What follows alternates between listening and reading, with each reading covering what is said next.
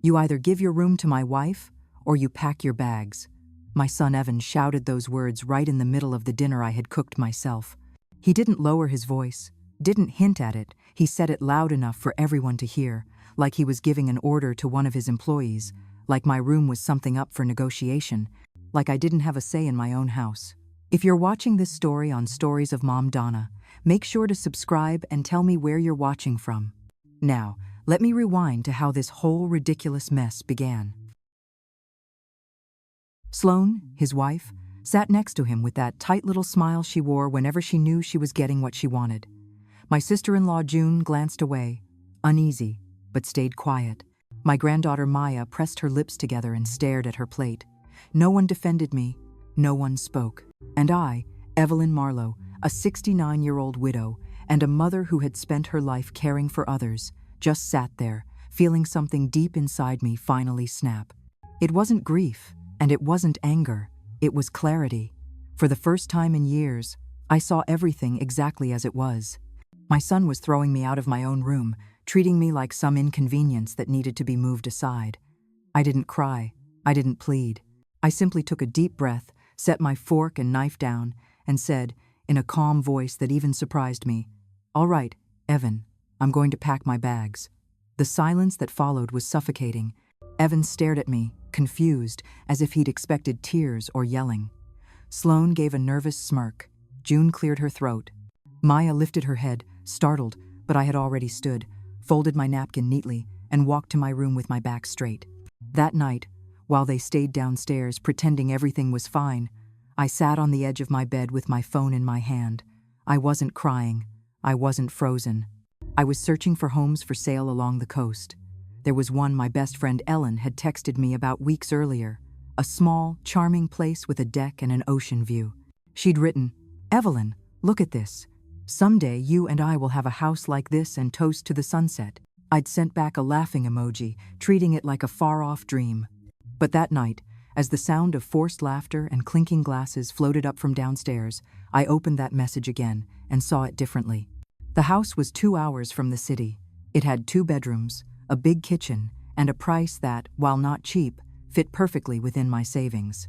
Savings I'd been building for years. Years spent working as an independent accountant. Years of saving every spare dollar after covering the bills for this house. Years of saying no to vacations, small indulgences, or things I wanted for myself because something else was always more important. Evan's college tuition, Evan's car, Evan's wedding, and the rent for Evan and Sloane's apartment when they were short on cash. I took a screenshot of the listing, opened my banking app, and checked my balance. I had enough, more than enough. And for the first time in decades, I thought something that made me feel dizzy and free at once. This money is mine. The next morning, at 7, I called the real estate agent. A young woman with a polished tone answered. I told her I wanted to see the property that same day. There was a short pause. Then she said, "Perfect, Mrs. Marlowe, I'll meet you there at 11. I agreed, hung up, and stared at my phone as if I had just crossed a line I couldn't return from. Evan came downstairs around 9, rumpled and yawning. He saw me on the living room sofa and frowned. "His breakfast ready?" "No," I said without looking up. "I'm heading out." "Where are you going so early?" "I have an appointment." He scoffed, opened the fridge, and started pulling things out like the house already belonged to him. "Well, don't take too long. Sloane wants you to drive her to the mall later." "I won't be able to," I said, standing before he could respond. Evan gave me a puzzled look but said nothing. I went upstairs to what was now officially Sloane's room after last night and pulled clean clothes from my closet. I dressed calmly. A pair of jeans Ellen had convinced me to buy last month, a plain white blouse, my walking sneakers. I looked at myself in the mirror and saw a 69-year-old woman whose eyes were still sharp and whose jawline still carried resolve. I left the house at 10:30. Evan was watching TV in the living room. Sloane was still asleep. No one asked where I was going. No one stopped me. I drove the 2-hour stretch to the coast with the windows rolled down, an old playlist from my younger days playing through the speakers. It had been years since I'd taken a long drive by myself, years since I'd done anything entirely on my own. There had always been someone needing something, a call, a favor, an emergency. But that morning, As the wind brushed against my face and the highway stretched ahead, I felt weightless. I reached the house right at 11. The real estate agent, Mr. Keaton, was already waiting, a man in his 50s with a crisp white shirt and a warm smile. "Miss Marlowe, what a pleasure. Please, come in." The place was even lovelier in person. Small, yes, but full of light. The windows framed a wide view of the ocean. The deck had just enough room for a table and a few chairs. I could already picture myself there, sipping coffee in the mornings, reading, listening to the tide. "What do you think?" he asked. "I think it's perfect," I said. He smiled politely. "Would you like to think about it for a few days?" "No," I replied. "I want to buy it now." He blinked, clearly surprised, as if people rarely decided that fast. "Are you sure, Miss Marlowe? It's a big decision."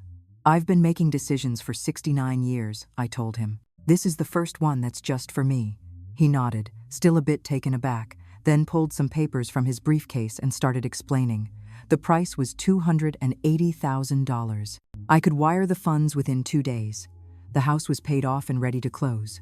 I listened, doing quick math in my head. I had $310,000 in savings, enough to buy it and still keep $30,000 for anything unexpected. I signed the initial papers right there at the bare kitchen table of the house that already felt like mine. Mr. Keaton handed me his card, laid out the next steps, and said I could move in within 72 hours if I wanted. "Perfect," I said. "I'll move in 72 hours." I walked out holding the temporary keys and stepped onto the deck, staring out at the water. The waves kept rolling in and fading out, steady, predictable, calm. They didn't ask for anything. They didn't take. They just were. I took out my phone and snapped a photo of the horizon, then sent it to Ellen with a simple message. "I did it," she replied within seconds. "Did what?" "I bought the beach house." There was a long pause before her messages started flying in. "You're kidding, Evelyn. Answer me. You actually bought it? When? How? Does Evan know?" I laughed quietly to myself on that empty deck. "Evan doesn't know a thing," I wrote, "and I won't tell him until I'm already living here." Ellen called right away. I picked up, and before I could say anything, she was already shouting with excitement. "Evelyn Marlowe, I can't believe you really did it. I am so proud of you. Tell me everything. What happened? What did Evan say when you told him?" "I haven't told him yet," I said. "Last night at dinner, he yelled that I either give Sloan my room or pack my bags, so I'm going to do exactly that. I'm packing my bags and leaving." Ellen was silent for a moment, then sighed. "That boy has no clue who he's dealing with, does he?" "No," I said, staring at the sea. "He really doesn't." I drove back to Charleston that same afternoon, slower this time, not rushing, just taking in the ride. When I got home, it was nearly 6 in the evening. Evan was on the couch watching a show, and Sloan was in the kitchen cooking, using my pots and my stove like they already belonged to her. "Where were you?" Evan asked without looking away from the screen. "Taking care of things," I said, and headed straight to my room. I closed the door and stood in the middle of the guest room, looking at everything I'd gathered over the years. Framed photos of Evan as a kid, the watch my husband gave me before he died, the quilt I'd bought on a trip to the Keys, the books stacked on the nightstand. Each piece carried a story, a memory, a fragment of my life, yet none of it felt like home anymore. I pulled 2 big suitcases from the closet and began to pack. Clothes first, then shoes, important papers, jewelry, and the photos that truly mattered to me, not the ones I kept out of guilt. I worked quietly for hours. No one came upstairs to ask what I was doing. Nobody came to the door. Around 10 that night, Evan shouted from downstairs, "Mom, are you making dinner or what?" "No," I yelled back. "Order something." The house went quiet for a moment. Then I heard muffled voices, probably Evan complaining to Sloan, but neither of them came up. They were too used to me caving in, fixing everything, always being there when they needed me. I kept packing. Early the next morning, I called Ellen. "I need a big favor," I said. "Anything," she answered. "I need you to come with me to the lawyer's office. I'm putting this house on the market." There was a short pause before Ellen spoke again, her voice steady. "I'll be there in 30 minutes. I had breakfast alone in the kitchen. Evan and Sloan were still asleep in my room. I washed my mug, dried it, and put it away. Then I pulled up the contact for Cynthia Rowe, a lawyer I knew from my walking group. I texted her, "Cynthia, I urgently need legal advice about selling property and updating my will. Are you available this week? She replied almost instantly. I have time today at 4. Does that work? Perfect, I wrote back. Ellen showed up right at 9. She rang the bell, and I slipped out before Evan came downstairs. We hugged at the door, and she looked at me with that mix of concern and admiration only a lifelong friend can give. Are you sure about this? She asked. More sure than I've ever been, I said. We went to the attorney's office together, and the process moved faster than I expected. I listed the house at a fair market price of $580,000. The lawyer said at that price and location, it would probably sell within a month. Perfect, I said. Afterward, Ellen and I stopped by a cafe. We sat by the window, and she ordered us 2 lattes. So what now? She asked. Now I wait for both closings, I said. This house and the beach house, which is almost mine. Once everything's finalized, I'm gone. No emotional farewells, no long explanations. I'll just leave. And Evan? Evan will have to figure out how to live without treating his mother as the solution to every one of his problems. Ellen smiled and lifted her mug. I'll drink to that. We tapped our coffee cups together like they were champagne glasses. That afternoon, I went to meet with Cynthia. Her office was small but neat, lined with shelves of legal books and color-coded folders. She shook my hand firmly and offered me water. Tell me what you need, Evelyn. I told her everything the dinner, Evan yelling, buying the beach house, selling this one. She listened without interrupting, jotting notes on a pad. When I finished, she set her pen down and looked at me seriously. Does Evan know about any of this? No, I said, and I don't want him to know until everything's finalized. Understood, Cynthia replied. Legally, he doesn't have to know. The house is under your name. Your savings are yours. You're single. You're under no obligation to tell him about your financial choices. Good. But, Cynthia continued, I want you to think about one thing. What if Evan doesn't take this well? What if he tries to sue you or claim something? Let him try, I said. I don't owe him a thing. I've given him everything for 42 years. That's enough. Cynthia nodded. Then let's do this right. I'll prepare documentation confirming that your assets belong solely to you and that any future transfers will happen on your terms. I'll also update your will. My will? Yes. Because if anything happens to you, I want you to have full control over who inherits what. Is there anyone besides Evan? My granddaughter, Maya, I said. She's always been different. She treats me with genuine love, not out of duty. Perfect. We'll include her. I left that office feeling something I hadn't felt in years: control. Control over my life, my money, my future. The next few days in that house felt strange. I was still living there, cooking, cleaning, doing everything I'd always done, but something was different now. I wasn't doing it out of habit anymore. I did it knowing each day that passed brought me closer to leaving that place behind. Evan and Sloane had taken over my bedroom as if it had always belonged to them. Sloane rearranged the closet, shifted the furniture, and hung up her clothes where mine used to be. Evan didn't say a word. He didn't ask how I felt sleeping in the guest room. He didn't ask if I was upset. He just assumed I'd accepted my new place. One afternoon, while I was in the kitchen getting dinner ready, Sloane came downstairs holding a handwritten list. Evelyn, she said without even saying hello, I need you to go to the store and grab these things. Evan and I are having friends over on Saturday. She handed me the list. I glanced at it. Pricey wine, imported cheese, premium cuts of meat, desserts from a fancy bakery. It easily added up to over $250. And who's supposed to pay for all this? I asked without looking up from the paper. Sloane looked at me like I'd said something ridiculous. Well, you, obviously. It's your house. Oh, I said, folding the list carefully. I thought it wasn't my house anymore. I thought it was yours now. She frowned. Don't start with the drama, Evelyn. You know what I mean. Yes, I know exactly what you mean, I said, handing the list back. If you want to throw a party, go ahead. But you're paying for it. Sloane's jaw dropped. What's wrong with you? Why are you acting like this? I'm not acting anyway, I said calmly. I'm just saying if you want to host something, you pay for it.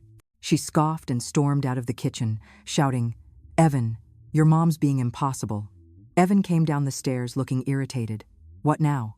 Your mom says she won't pay for the food for Saturday's get-together, Sloane said, crossing her arms. Evan looked at me like I was a stubborn child. Mom, don't make this difficult. It's just one meal. Exactly, I replied. It's just one meal you two can pay for. And may I ask what's been going on with you lately? Evan asked, his voice rising. You've been acting strange all week, snapping back, not helping, like you're annoyed we're here. I'm not annoyed you're here, I said, meeting his eyes. I'm annoyed that you treat me like I work for you. No one's treating you like that, Sloane said. Oh really? I asked. Then what do you call what happened at dinner last week? What do you call yelling at me to pack my things if I didn't hand over my room? The silence that followed was sharp. Evan looked away. Sloane pressed her lips together. You're exaggerating, Mom, Evan finally said. I didn't yell at you. I just asked you to be reasonable. You asked me to be reasonable, I repeated slowly, by shouting at me in front of everyone. It was a misunderstanding, Sloane said softly, using that voice she saves for when she wants to sound reasonable. We were all stressed. Evan didn't mean it like that, but he did say it like that, I replied. And you kept my room, so I guess that misunderstanding worked out nicely for you. Evan sighed. You know what? I'm not doing this. If you don't want to help with the food, don't. We'll handle it. Perfect, I said, and went back to what I was doing. They went upstairs, whispering to each other. I caught bits and pieces. She's impossible. I don't know what's gotten into her. She wasn't like this before. They were right. I wasn't like that before. Before, I said yes to everything. Before, I apologized for things that weren't my fault. Before, I lived to make them happy. That night, after everyone went to bed, I sat alone in the living room with my phone. I opened my messages with Ellen and typed, "Every day I spend here, I see how much time I've wasted being who they wanted me to be." She texted back right away, even though it was late. "But you're not losing time anymore. You're taking it back." I smiled in the quiet dark of the living room. The next morning, my phone rang. "Miss Marlowe, I have great news," said the real estate agent. 3 people are interested in seeing your house. Can we schedule showings for this week?" "Yes," I answered, "but only between 10 a.m. and 2 p.m., when my son isn't home." The agent didn't question it. "Perfect," she said. "I'll arrange it and get back to you." I hung up, staring at the screen. This was happening. It was really happening. On Wednesday, the first couple came to see the place. Evan and Sloane were out running errands. I welcomed the agent and the potential buyers at the door. They were young newlyweds, eyes shining with that mix of nerves and hope people have when searching for their first home. I showed them around: the open kitchen, the sunlit living room, the small but well-kept backyard.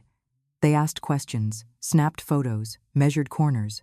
At the door, they smiled and said, "It's beautiful, ma'am. We'll think about it and let you know." 2 more couples came later that week, all while Evan was out. Each visit ended the same way. "We'll think about it." On Friday, my lawyer called. "Evelyn, the papers are ready. Can you come in to sign them?" "I'll be there tomorrow," I said. Saturday morning, while Evan and Sloane were still asleep, I left the house and drove to Cynthia's office. She welcomed me with fresh coffee and a thick folder of documents. "This is your updated will," she explained, pointing to the first page. "Maya inherits 60% of your estate. Evan gets 40. And here's the clause stating that if anyone contests the will, they automatically lose their share." I signed each page, feeling a strange mix of relief and sorrow. Relief for securing what was rightfully mine. Sorrow for needing protection from my own son. "How do you feel?" Cynthia asked when I was done. "Like I'm finally waking up," I said. That afternoon, when I got back home, Evan and Sloane were sitting in the living room, whispering heatedly. The moment I walked in, they froze. "Where were you?" Evan asked. "Out," I answered, offering no explanation. "Out where?" Sloane pressed. "Taking care of things." He eyed me suspiciously but didn't push. Sloane, however, had that scheming look she always got before trying to manipulate a situation. "Evelyn," she said sweetly, "we need to talk to you about something important." I sat down in the armchair across from them. "What is it?" "We got kicked out of our apartment," Sloane said bluntly. "The landlord's selling the place, and we have 2 weeks to move out." "I'm sorry to hear that," I said evenly. "Have you started looking for another place yet?" "Well," Evan said, "we figured we could stay here for a while." "Yeah," Sloane added quickly, Just until we find something. It wouldn't be forever, maybe a couple of months. I looked at her, then at Evan. Both of them stared back with that familiar mix of expectation and entitlement dressed up as helplessness. "No," I said simply. "What?" Evan blinked. "What do you mean, no? You're not letting us stay here?" "No, you can't stay here." "Mom," Evan raised his voice, "we're your family. You're really gonna leave us with nowhere to go?" "I'm not leaving you on the street," I said calmly. "I'm letting you handle your own problems like adults." Evan shot up from the couch. "I can't believe what I'm hearing." "What's wrong with you, Mom? Since when are you so selfish?" "Selfish?" I repeated slowly, letting the word hang in the air. "Interesting choice. What else am I supposed to call it?" he said, throwing his hands up. "You've got this big house all to yourself and won't even help your own son. This isn't a big house, Evan. It has 3 bedrooms. One's mine, which you've already taken. The other is the guest room where I sleep now. The last one is my office, where I work." "Then just turn the office into a bedroom," Sloane said. "It's not that complicated." I looked straight at her. "That office is how I make the money that pays for this place. Where exactly should I work?" "In the kitchen?" "Don't be dramatic," Evan muttered. "You always blow everything out of proportion." I took a deep breath. "I'm not discussing this anymore." "The answer is no." "Mom," Evan said, his tone shifting, softer now, the way he spoke when he wanted to guilt me into something. "I know you've been under a lot of pressure lately. Maybe I said some things I shouldn't have at dinner, but we're family. Families are supposed to help one another. Families respect each other," I said, "and you haven't respected me for a long time." "That's not true." "Really?" I asked. "What do you call yelling at me to pack my things if I don't hand over my room?" "Respect?" "I already apologized for that," he lied. He hadn't. He never had. But pretending he had was his way of trying to dodge the truth. "No, Evan, you didn't apologize. You never even admitted it happened." Sloane jumped in with that soft, helpless tone she used when she wanted to sound innocent. "Evelyn, we really are in a tough spot. We have nowhere else to go. Are you really going to turn your back on us?" "You're both adults with jobs," I said. "You can rent another place, apply for a loan, do what millions of people do when they need somewhere to live. But you're his mother," Sloane said. "Mothers are supposed to help." "And I did," I said, standing up from the chair. "I helped you for 42 years. I paid your college tuition, Evan. I bought you your first car. I lent you money for your wedding. I've covered your rent more times than I can count. I've done enough." "I can't believe you're acting like this," Evan said, his voice trembling, pretending to hold back tears. "My own mother refusing to give me a roof over my head." "I'm not refusing you a roof," I said, heading for the stairs. "I'm refusing you my roof." "There's a difference." I went up to my room, the guest room, and locked the door. I could hear Evan and Sloane downstairs, their voices rising. I caught fragments of words: ungrateful, selfish, cruel old woman.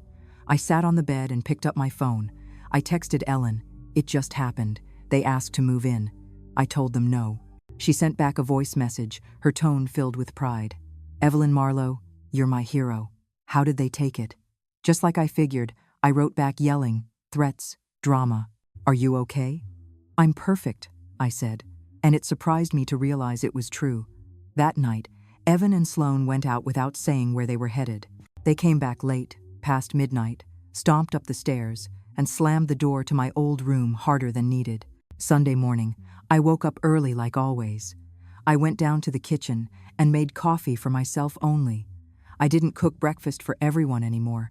I didn't set the table for 3. I just poured my mug, toasted my bread, and cut up my fruit. Evan came downstairs around 11, looking like he hadn't slept. He saw me sitting there reading the news on my tablet and didn't say a word. He went straight to the coffee maker, poured himself a cup, and leaned on the counter watching me. "What?" I asked without looking up. "Nothing," he said. "I just wonder what happened to you." "What happened to me?" I repeated. "Yeah, you weren't like this before. You used to care about your family." I put the tablet down and met his eyes. "Before, I cared so much about my family that I forgot about myself." "That's the difference," he scoffed. "Sounds like something out of a cheap self-help book. Sounds like something I should have understood 30 years ago," I said. Evan slammed his mug on the counter. "You know what, Mom? Do whatever you want. You've always done whatever you wanted." I laughed a short, almost bitter laugh. Evan, if I had done what I wanted, I would have traveled the world when your dad passed. I would have gotten the master's degree I always dreamed of. I would have lived alone and peacefully, but no. I stayed here, taking care of you, helping you, waiting for you to appreciate me even a little. I do appreciate you, he said, though his voice lacked conviction. No, Evan, you use me. And there's a big difference between valuing someone and using them. He went quiet, with nothing left to say because he knew I was right. A few minutes later, Sloane came downstairs already dressed, her makeup flawless, wearing that usual air of superiority. Good morning, she said without looking at me. Good morning, I replied. She poured herself some coffee and sat beside Evan. Both of them ignored me, whispering to each other as if I wasn't even there. Evelyn, Sloane said suddenly, we need to use your car today. Ours is acting up. No, I said. What do you mean, no? You're not lending us your car? How are we supposed to get around? Evan asked. By taxi, by Uber, by walking like everyone else. Sloane let out a dry laugh. Unbelievable. First, you won't let us stay here, and now you won't lend us the car either. What's next? Are you going to charge us for the air we breathe in your house? If you'd like, you can leave right now and breathe somewhere else, I said calmly. Evan slammed his hand on the table. Stop it. Just stop it, Mom. I don't know what's wrong with you, but this is too much. What's wrong with me, Evan, is that I'm tired. I'm tired of being invisible. I'm tired of being treated like a maid. I'm tired of you acting like everything I own belongs to you. No one thinks that, Sloane lied. Oh? I asked. Then tell me, Sloane, why are you sleeping in my room? Why do you use my kitchen like it's yours? Why do you assume I'll pay for your parties and lend you my things? She opened her mouth but said nothing. I got up, rinsed my mug, and walked out of the kitchen. Upstairs, I locked my door, sat on the bed, and took a few deep breaths. My phone buzzed. It was a message from the realtor. Miss Marlowe, the young couple who came on Wednesday, wants to make an offer. $565,000. Are you interested? I texted back right away. Yes, I accept. Perfect, he replied. I'll get the papers ready. We can close in 1 week. 1 week. In 7 days, this house would no longer be mine, and Evan had no idea. That afternoon, while they were upstairs, I quietly went down to the living room and began packing things I truly cared about, photos that meant something, books I loved, important papers. I placed everything in boxes and tucked them away inside the guest room closet. Evan and Sloane didn't notice a thing. They were too caught up in their own drama. Monday morning, while they were still asleep, I loaded 3 boxes into my car and drove to the storage facility I had rented the previous week. It was a small unit, just enough to hold the essentials until I moved to the beach house for good. The clerk at the office helped me fill out the paperwork and handed me the keys. Are you moving a lot of stuff? She asked kindly. Just the important things, I said. I made it back home before noon. Evan was in the living room, working on his laptop from the couch. He looked up when I walked in but didn't say a word. I went straight to my temporary room and kept organizing. Later that afternoon, I got a text from Cynthia. Evelyn, the buyer wants to speed up the closing. We can finalize by Thursday. Does that work for you? I stared at the screen for a moment. Thursday. 3 days. In just 3 days, this house would no longer be mine. Perfect, I replied. Thursday works. Right away, I called Ellen.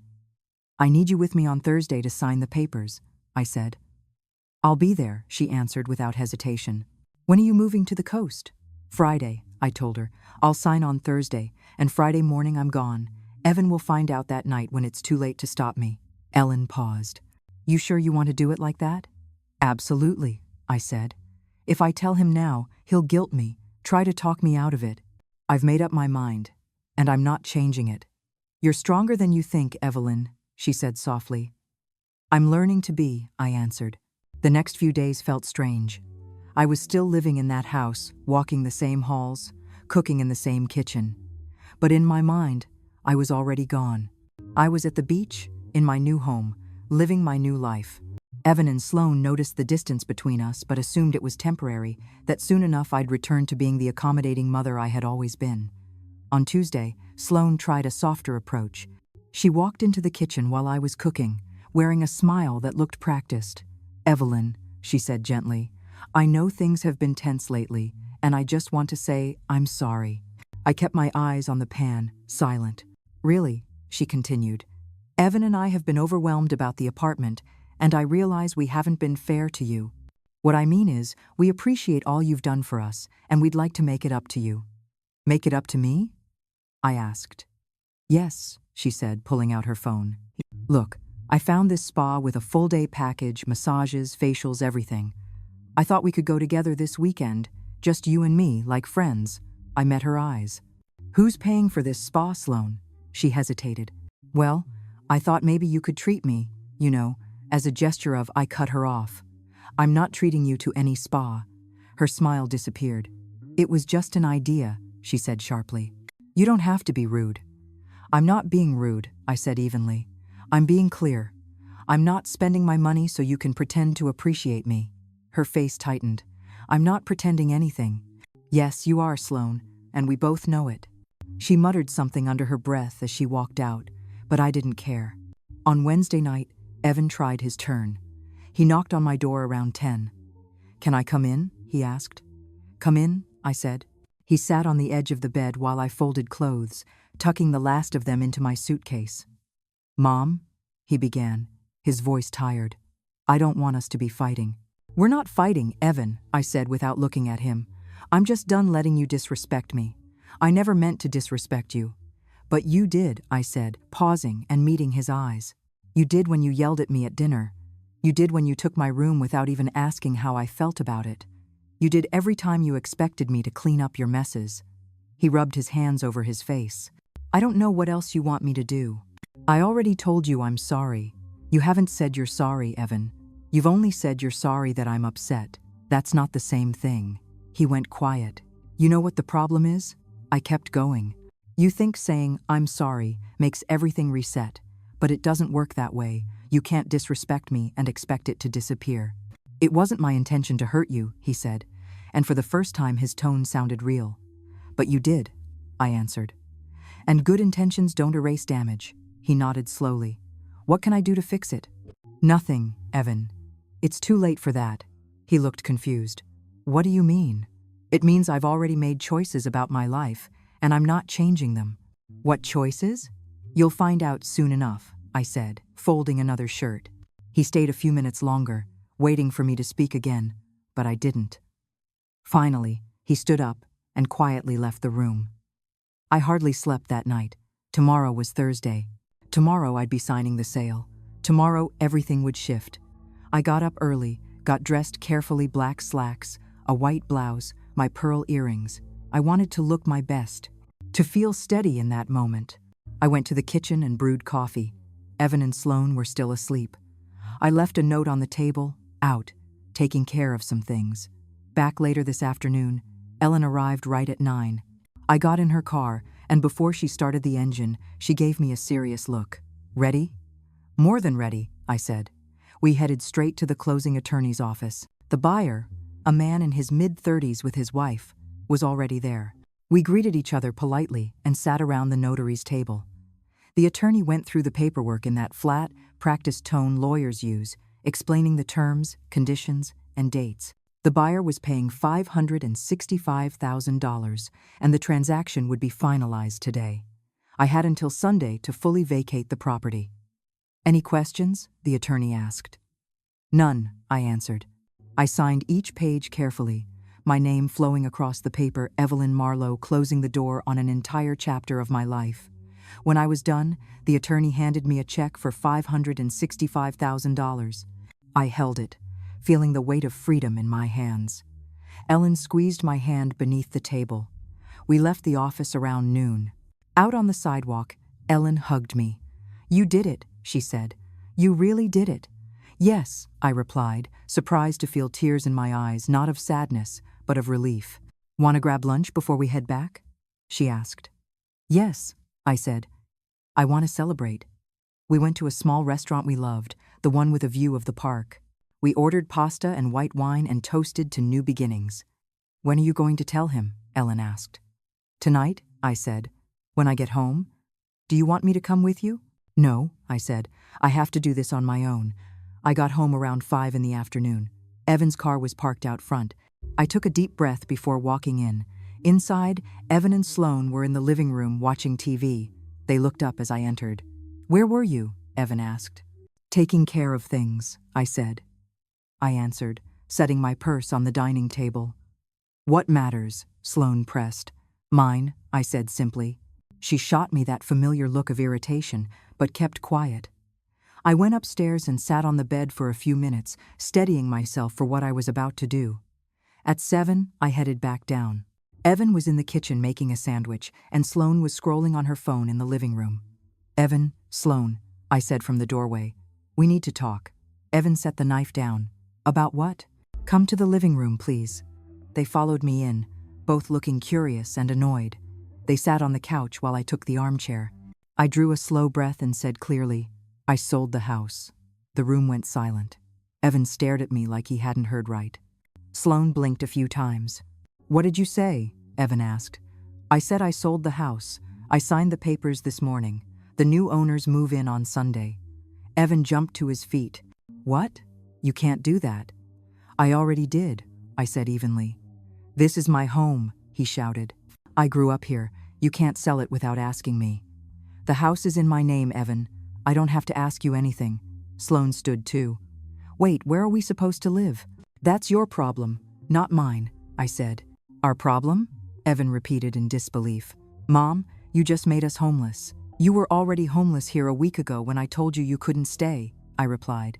"You just didn't believe me." "This can't be real," Sloane said, pacing. "This has to be a joke."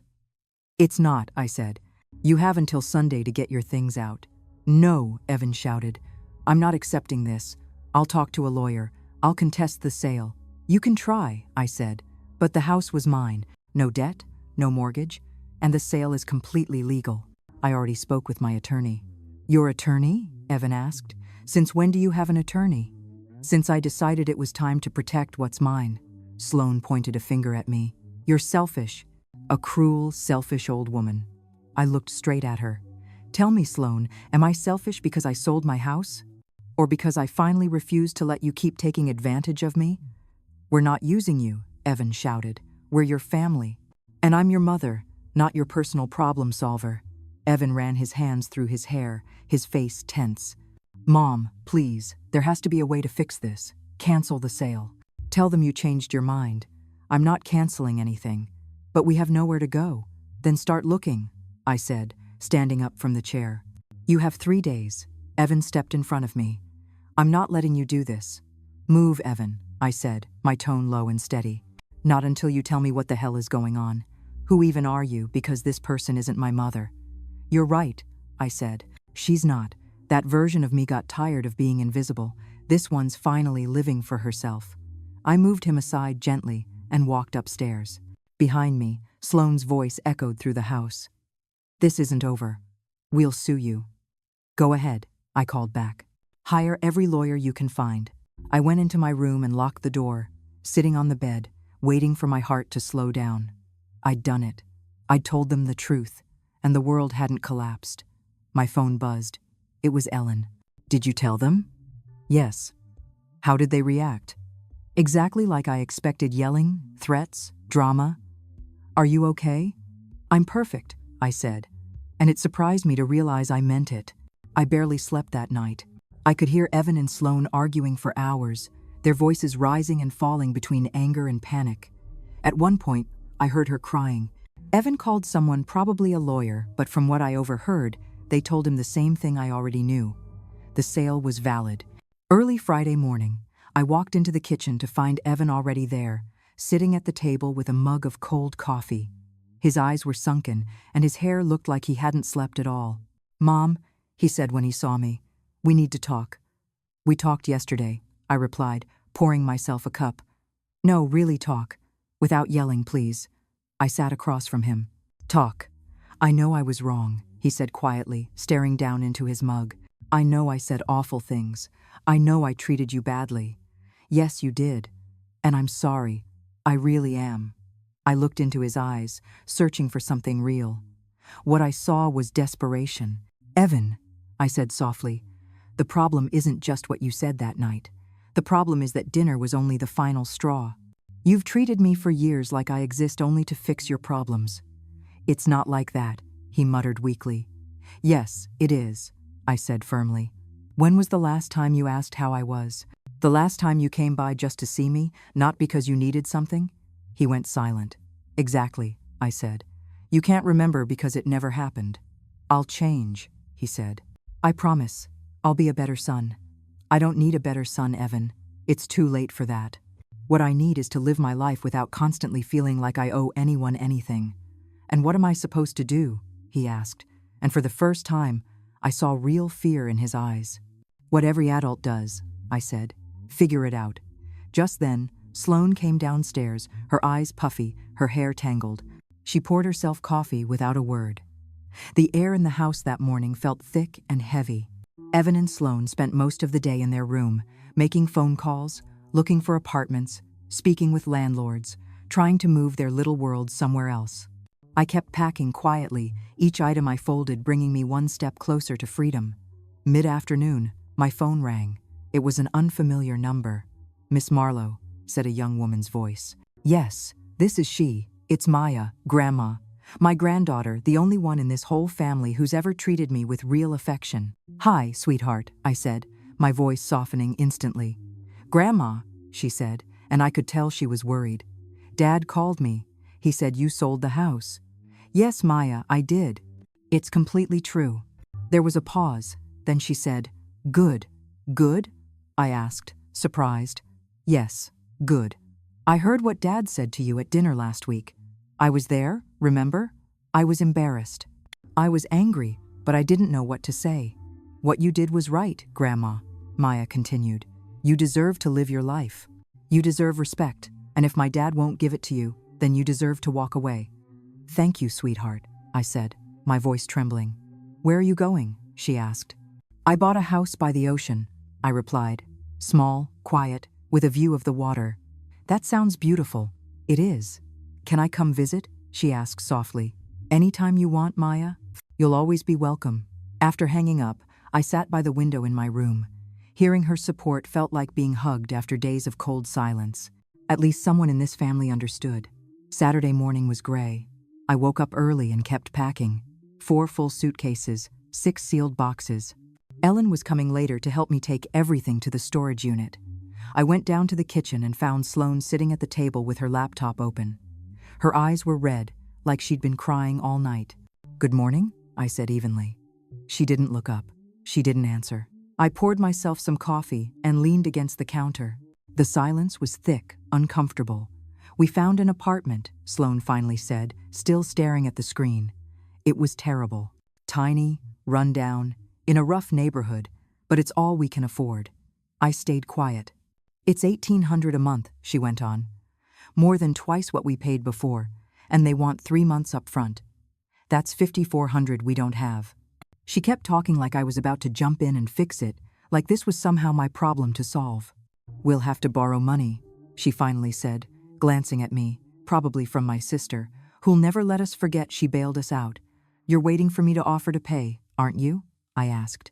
You're his mother, Sloane shot back. I thought you'd at least care. I do care about Evan, I said. What I don't care about is being his forever fix for messes he makes himself. We didn't do this, she said, her voice rising. You made us homeless. You had a home, I said evenly. An apartment you rented and lost because you couldn't make the payments. That's not on me. We could have stayed here. No, you couldn't. This is my house, and I decided to sell it. You're heartless, Sloane said, her voice shaking. I always thought you were a good person, but you're cruel. I looked her straight in the eye. Do you know what's cruel, Sloane? Cruel is yelling at someone to pack their bags in their own home. Cruel is taking someone's room without asking. Cruel is acting like another person exists only to serve you. I never did that. Yes, you did. From the day you came into this family, you treated me like the help, not like your mother-in-law. Sloane snapped her laptop shut. I'm done arguing. Fine, you win. You've humiliated us and made it clear you don't want us here. This isn't about wanting you or not, I said. It's about me refusing to trade my peace for your comfort anymore. She grabbed her laptop and walked out of the kitchen without another word. Ellen showed up at 10 that morning in her SUV, and the two of us started carrying boxes and suitcases downstairs. Evan came out of his room when he heard the noise. "What are you doing?" he asked. "Taking my things to the storage unit," I replied. "You're not going to wait until tomorrow?" "There's no reason to wait." He stood on the stairs, watching me carry box after box down the steps. He didn't move to help, just stood there, his face caught between confusion and hurt. Ellen and I made 3 trips to the storage place. On the last one, as we closed the tailgate of the SUV, Ellen said, "Tomorrow's the big day." "Tomorrow I leave," I confirmed. "How do you feel?" "Light," I said, like I'd finally dropped a weight I'd carried for decades. We got back home around noon. Evan and Sloan were packing too. Boxes filled the living room, clothes piled up, stuff scattered everywhere. The house that had been mine for so long now felt like a place coming apart. I went upstairs and took the last few things from the drawers. Old photos, letters, papers, all of it fit into one small box. It amazed me how little I really needed. That night, I made dinner just for myself, a simple bowl of pasta. Evan and Sloan ordered takeout and ate in their room. We didn't see each other all afternoon. Around 9, someone knocked on my door. It was Evan. "Can I come in?" "Go ahead." He came in and stood awkwardly by the door. "You're leaving tomorrow," he said. "Yes." "Do you know where you're going?" "To the coast." "You bought another house?" "Yes." He was quiet for a bit, then asked, "How long have you been planning this?" "Since the night of the dinner," I said. "Since you yelled at me." Evan looked down. "I didn't think you'd go this far." "Me neither," I admitted. "But once I decided, I knew it was right. Is there anything I can say to make you change your mind?" "No, Evan. Not anymore." He nodded slowly. "Are you going to be okay, alone in a new house, away from everything?" "I'm going to be better than ever," I said firmly. "And us?" "You'll have to learn to be okay without me." Evan rubbed his face with both hands. He was quiet for so long I thought he'd left, but he was still there, leaning on the wall. "I'm sorry. I failed you," he said softly. I looked at him and saw something I hadn't seen in years, real vulnerability. "I'm sorry for many things too, Evan," I replied.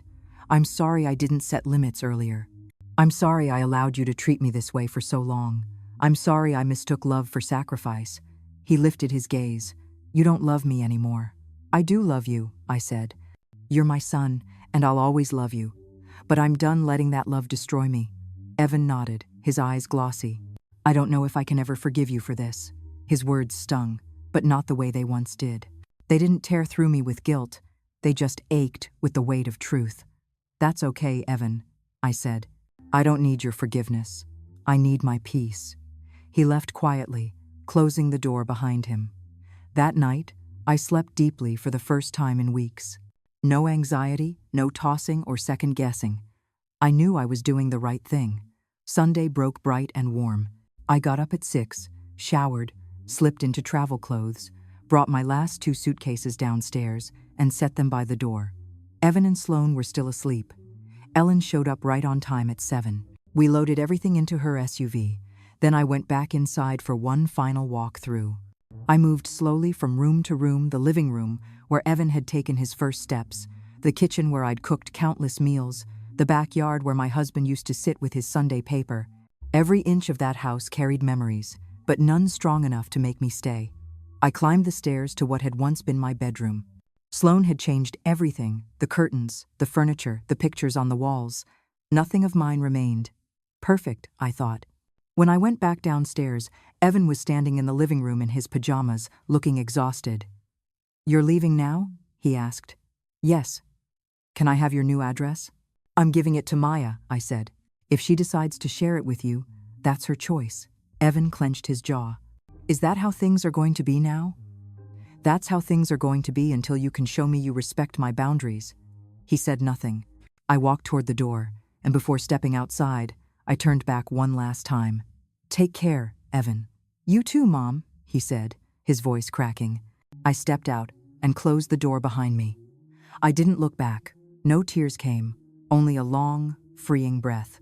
Ellen was waiting in her SUV with a wide grin. "Ready for your new life?" "More than ready," I said.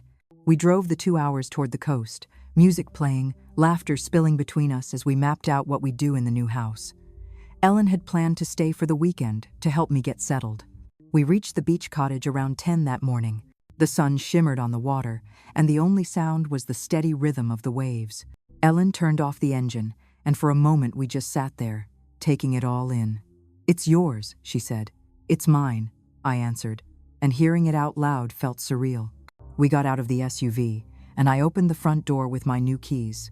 The air inside smelled fresh, like a clean slate. Light poured in through the windows, brightening every inch. Small, yes, but perfect. Ellen and I spent the day unpacking, hanging clothes, arranging furniture, putting up a few pictures. By afternoon, it already felt like home. We sat on the deck with a bottle of white wine, watching the sunset paint the sky in shades of orange and pink. "I toast to you," Ellen said, lifting her glass. "To the bravest woman I know." We clinked glasses and drank quietly. "Do you think Evan's okay?" I asked after a moment. "He'll be fine," Ellen said. "But that's not on you anymore, Evelyn." "I know, but he's still my son. And you're still someone who deserves to live without guilt." She was right, and I knew it. But decades of motherhood don't fade overnight.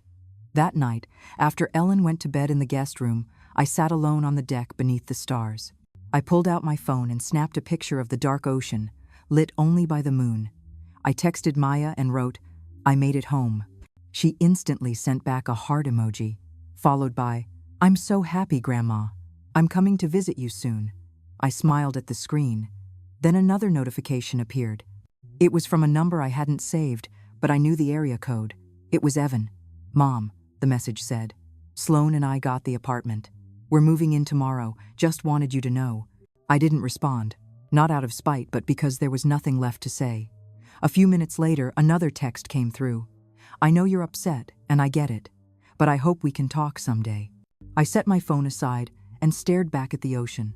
The next few days were filled with a kind of peace I hadn't felt in years. I woke up to the sound of waves, had breakfast on the deck, walked along the shore, read, and cooked only for myself. No shouting, no requests, no guilt. Ellen stayed with me the entire week. In the afternoons, we strolled down the boardwalk, browsed local markets, and tried small restaurants. It felt like a permanent vacation. On Wednesday, while we were drinking coffee at a seaside cafe, my phone buzzed. It was June, my sister-in-law, Evelyn. She said when I picked up, "I need to talk to you." "Hi, June, what's going on?" Evan told me everything about the house, the move, all of it. "Uh-huh," I said, bracing for a lecture. "But I want you to know I'm on your side." I was quiet, caught off guard. "What Evan did to you at that dinner was awful," June went on. "I was there, I heard it, and I was ashamed. I didn't speak up, but I was too stunned. I couldn't believe my nephew talked to his mother like that." "Thank you for saying that," I told her, feeling relieved. "You did the right thing by walking away," she said. "You did the right thing by selling the house. Sometimes family can hurt you worse than strangers, and you don't have to stay just because you share blood." June and I talked for almost an hour. She told me she'd confronted Evan, told him exactly what she thought about how he'd treated me, and that he'd been defensive at first but eventually admitted he was wrong. "He's scared," June said. "Scared that he's lost you. But he still doesn't realize this is his own doing. Someday he'll understand," I said. "Or maybe he won't, but that's not my problem anymore."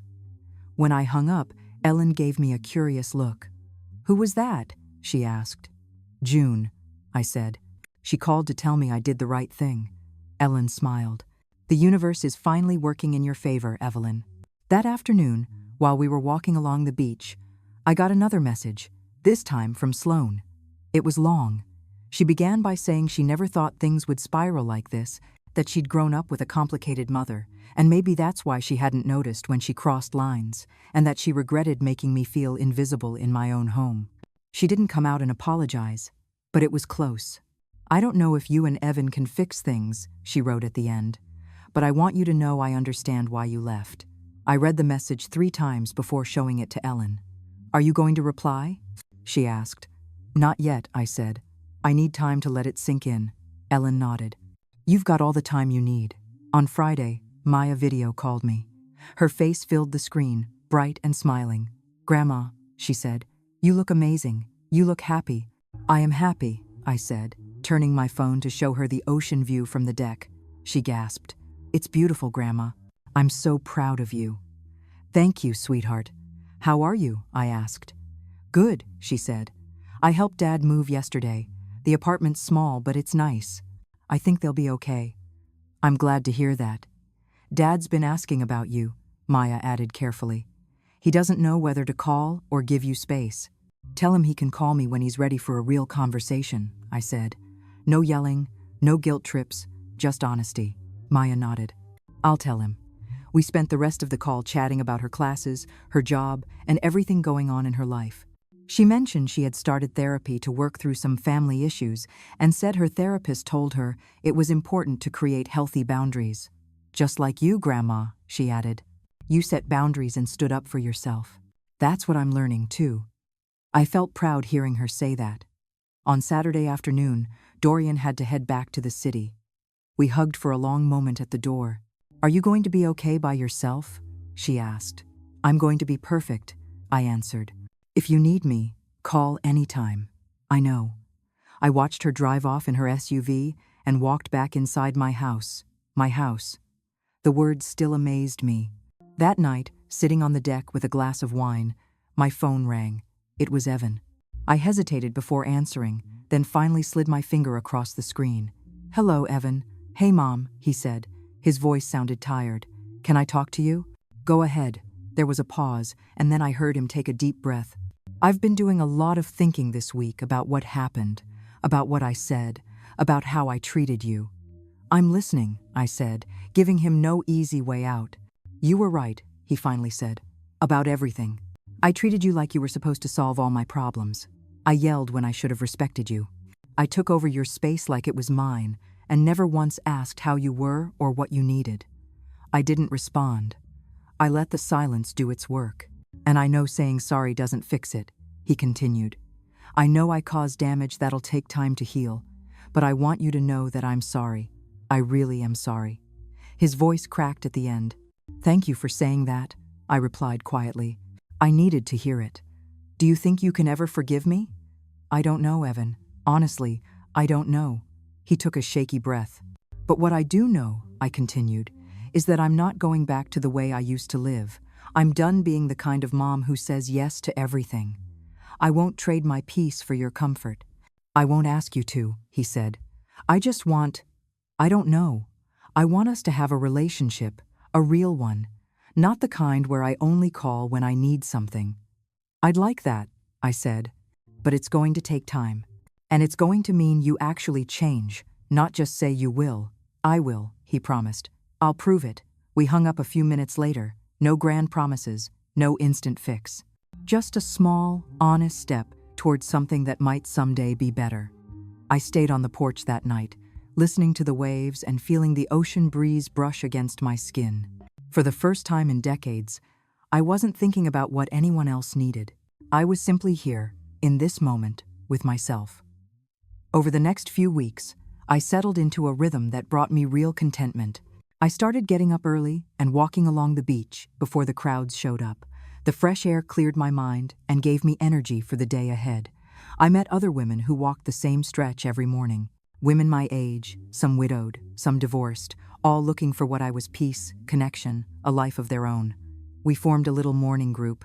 We'd meet at 7, walk for an hour, then grab breakfast at different cafes along the boardwalk. One of them, named Cecilia Caldero, was 65 and had taught school for 40 years. She told me she'd moved here after retiring, worn out from city life and family expectations. It's funny, she said one morning over coffee. We spend our whole lives taking care of everyone else, and when we finally take care of ourselves, people call us selfish. Exactly, I said, as if having your own life were some kind of crime. We became fast friends. Cecilia introduced me to her circle, women who played cards on Tuesdays, did yoga on Thursdays, and hosted dinner parties on weekends. They welcomed me like family. For the first time in years, I had a social life that wasn't centered around my relatives. I had friends who called just to hang out, not to ask for anything. I had plans I made because I wanted to, not because someone else expected me to. A month after I'd settled in, Maya came to visit. She showed up on a Friday afternoon with a small backpack and that bright, contagious smile of hers. "Grandma," she said, wrapping her arms around me. "This is incredible." I gave her a full tour of the place. She took pictures of everything: the deck, the ocean view, my room, the kitchen, and later posted one with the caption, "Visiting the bravest woman I know." That night we cooked dinner together. Fresh fish I'd picked up at the local market, with salad and rice on the side. We ate outside on the deck while the sun went down. Maya talked about college, her friends, and a guy she'd started seeing. It was nothing like the dinners back at my old house. There was no tension, no unspoken expectations, no bitterness lingering in the air, just real conversation between two people who truly loved each other. "How's your dad?" I asked after a while. Maya set her fork down. "He's okay. Different, quieter, more thoughtful. I think he's actually processing everything." "And Sloane?" I asked. "Different too," she said. "Less. I don't know how to explain it. Less demanding, maybe. Like she's realized something." "I'm glad to hear that," I said, meaning it. Maya looked at me with those dark eyes so much like mine.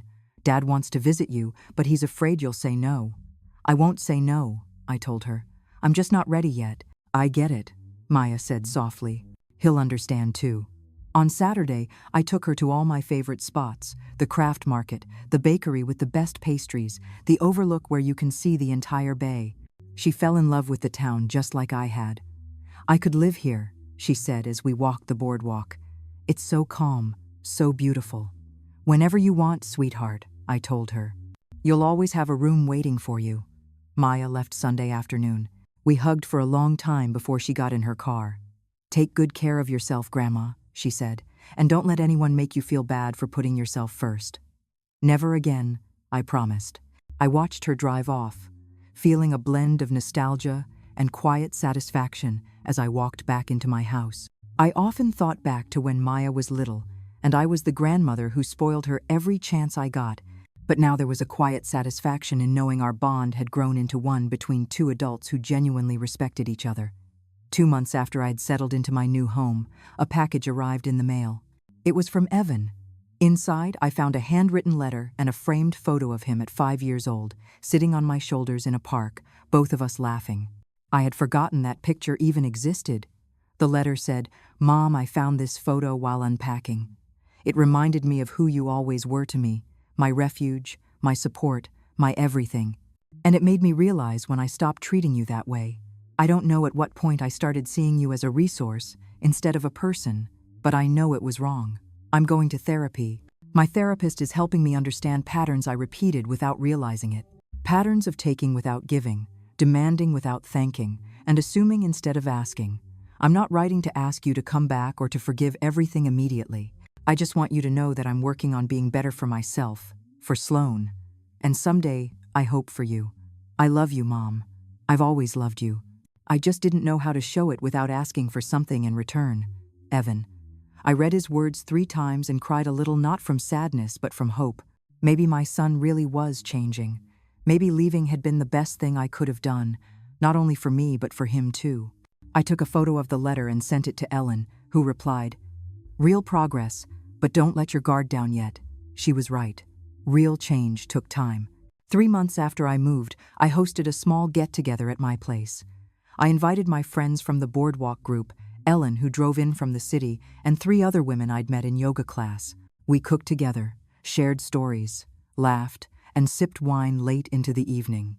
Each of us carried a familiar story: women who had given everything until they forgot who they were, women who had finally decided it was time to live.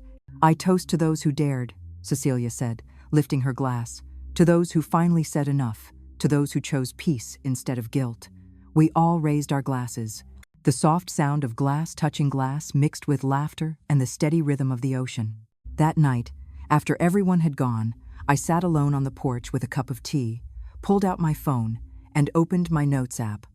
I typed, "Today marks 3 months since I moved. 3 months since I made the hardest but most necessary decision of my life. 3 months since I stopped living for everyone else and started living for me. And what I've learned is this: I'm not selfish for loving myself. I'm not a bad mother for setting limits. I'm not cruel for protecting my peace. I'm human. I'm a woman who deserves dignity, respect, and calm. And after 69 years, I finally understand that. I set my phone down and stared at the dark ocean glowing under the moonlight. Evan now called me once a week, short conversations, no requests, just asking how I was. There was still tension between us, but something new had taken root: respect. Sloan had sent flowers for my birthday with a card that said, "Happy birthday, Evelyn. Hope you're doing well." It was small, but it meant something. Maya came to visit every month, and we were closer than ever. And I, Evelyn Marlowe, kept waking up each morning to the sound of the waves. I kept drinking my coffee on the porch. I kept walking along the beach with my new friends. I kept building a life that belonged entirely to me. One morning, as I walked barefoot on the shoreline, feeling the cold sand under my feet, I thought about all I'd left behind and all I'd gained. I'd left behind a house full of memories but empty of respect. I'd left behind the version of myself who only existed to serve. I'd left behind the guilt they taught me to carry and gained peace instead. I'd gained dignity. I'd gained time for myself. I'd gained real friends. I'd gained a life that was truly mine. The sun started climbing over the horizon, brushing the sky with colors that didn't seem real. I paused, taking in the beauty, feeling fully grounded in that moment. A wave rolled in and washed over my feet, cool and gentle. I smiled. After years of putting everyone else first, always thinking about what they needed, what they wanted, how I could make things easier for them, I was finally asking myself the only question that truly mattered. What do I need? What do I want? How can I take care of me? The answers were simple but carried weight. I need peace. I want freedom. I can help myself by choosing myself. I pulled out my phone and snapped a selfie with the sunrise behind me. My hair was windblown, my face bare, the lines on it telling the story of 69 years of life. But my eyes sparkled in a way they hadn't in ages. I sent the photo to Maya with a text that said, "Good morning from paradise." She replied with heart emojis and then, "I love you, Grandma. You're my inspiration." I tucked my phone away and kept walking, because that's exactly what I was doing now, moving forward into the life I'd earned, toward the calm I'd longed for.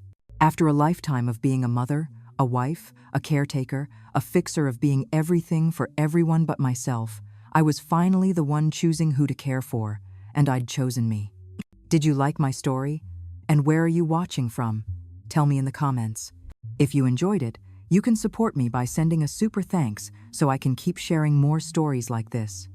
Thank you so much for your kindness and support. I can't wait to read your comments. On the screen, you'll see 2 new life stories I highly recommend. There's so much more waiting for you on my channel. Don't forget to subscribe. See you in the next life story with love and respect. It took me almost a lifetime to understand that true love doesn't mean sacrificing yourself for others until there's nothing left of you. We are not selfish for choosing peace, nor are we cruel for protecting our boundaries. The lesson I want to share with everyone is this: love deeply, but never forget to love yourself first. Sometimes, walking away isn't giving up, it's starting over, choosing a life filled with the respect and serenity you truly deserve. If you were in my place, what would you do? Would you have the courage to walk away and choose yourself? I truly want to hear your thoughts. May God always bless you with kindness and peace. Thank you for being here with me on Stories of Mom Donna.